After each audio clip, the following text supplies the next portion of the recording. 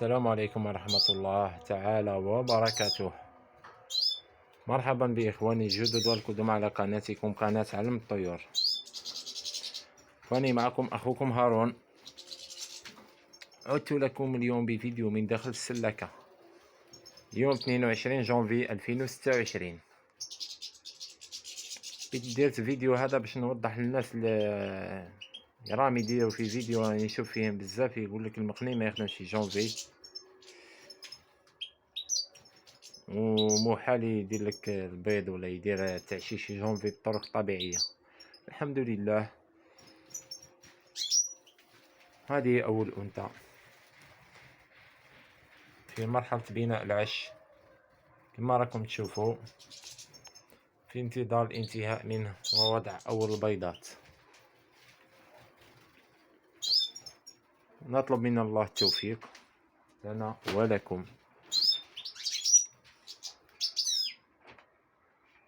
هذه هي الأنثى والذكر اللي راهم يبنيو في هذا العش كما راكم تشوفوا. الذكر راه جاهز والأنثى كذلك.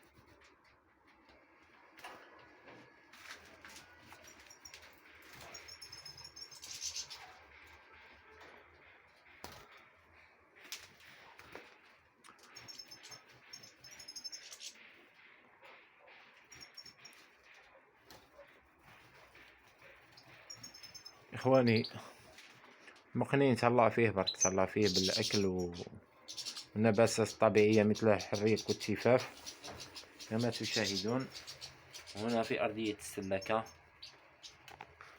هذا الحريق وهذا التفاف راهم كلاوه. بيان سور الباتي نعطيهم عظم السيبيا كما راكم تشوفوا، بذور متنوعة، البيض، مرات نعطيهم القرموس أي التين مجفف كما ترون، ومن لم يجد يعطيهم التمر فكذلك فهو مهم في هذه المرحلة. والله ولي التوفيق، نسأل الله أن يرزقنا وإياكم، والسلام عليكم ورحمة الله تعالى وبركاته.